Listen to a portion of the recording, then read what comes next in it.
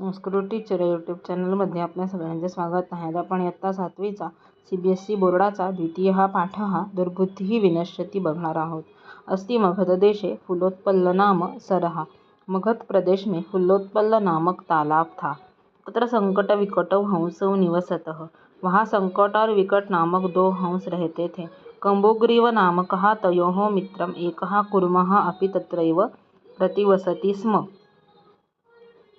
कम्बुग्रीव नामक दोनों का एक मित्र कछुआ भी वही रहता था. अथ एकदा धीवराः तत्र अगच्छन्. एक बार कुछ मछुआरे वहाँ आए. ते अकथयन् वयं श्वः मत्स्यकूर्मादीन् मारयिष्यामः. उन्होंने कहा कल हम सब मछली कछुए आदियों को मारेंगे. एतत् श्रुत्वा कूर्मः अवदत् मित्रे किं युवाभ्यां धीवराणां वार्ता श्रुता. यह सुनकर कछुआ अपने मित्रों से बोला, क्या तुमने मछुआरों की बातचीत सुनी? अधुना किम अहम करामि. अब मैं क्या करूं? हे सौ अवदतां प्रातः यदा उचितः तत् कर्तव्यम्. दोनों हंसों बोले सुबह जो उचित हो वह करना चाहिए.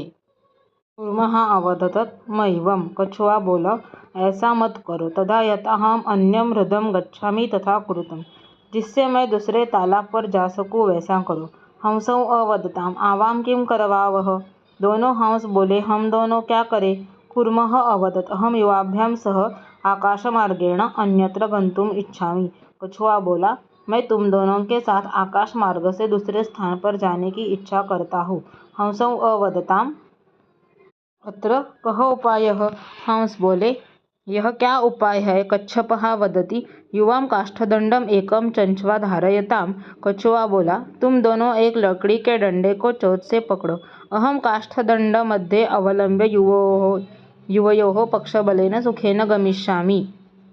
मैं लकड़ी के डंडे के बीच में लटक कर तुम दोनों के पंखों के बल से सुखपूर्वक आराम से जाऊंगा. हंसौ अकथयताम् संभवति एषः उपायः. हंस बोले यह उपाय हो सकता है. किंतु अत्र एक अपायोपि वर्तते. परंतु यहाँ एक हानि भी है. आवाभ्यां नियमानं त्वाम् अवलोक्य जनाः किंचित वदिष्यन्ति एव.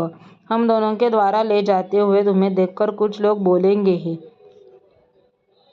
त्वम् उत्तरं दास्यसि तव मरणं निश्चितम्. यदि तुम उत्तर दोगे तब तुम्हारा मरना निश्चित है. अतः त्वम् अत्रैव वस. इसलिए तुम यही रहो. तच्छ्रुत्वा क्रुद्धः कूर्मः अवदत् किमहं मूर्खः. यह सुनकर क्रोधित कछुआ बोला क्या मैं मूर्ख हूँ. उत्तरं न दास्यामि. उत्तर नहीं दूंगा. किंचिदपि न वदिष्यामि. कुछ भी नहीं बोलूँगा. अतः अहं यथा वदामि तथा युवां कुरुतम्.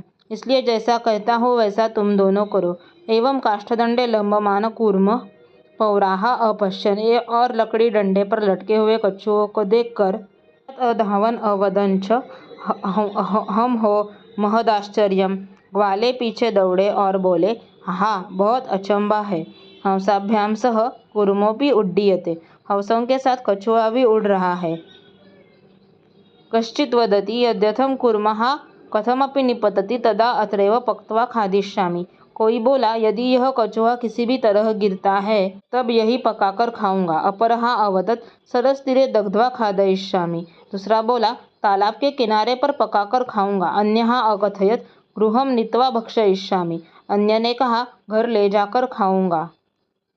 तेषां तद्वचनं श्रुत्वा कूर्मः क्रुद्धः जातः. उनके उस वचन सुनकर कछुआ क्रोधित हो गया. मित्राभ्यां दत्तं वचनं विस्मृत्य सः अवदत् यूयं भस्मं खादत. मित्रों को दिए गए वचन को भूलकर वह बोला तुम सब राख खाओ. तत्क्षणमेव कूर्मः दंडात् भूमौ पतितः. उसी क्षण कछुआ डंडे से भूमि पर गिर गया.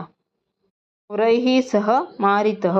ग्वालों के द्वारा मार दिया गया. अत एवोक्तं सुहृदां हितकामानां वाक्यं यो नाभिनन्दति स कूर्म इव दुर्बुद्धिः काष्ठात् भ्रष्टो विनश्यति. इसलिए कहा गया है कि कल्याण की इच्छा रखने वाले मित्रों के वचन को जो प्रसन्नतापूर्वक स्वीकार नहीं करता है वह लकड़ी से गिरे हुए दुष्टबुद्धि कछुए के समान नष्ट होता है. मोर videos subscribe and share my channel with others. Thank you. अधिक व्हिडिओज बघण्यासाठी चॅनलला लाईक शेअर आणि सबस्क्राईब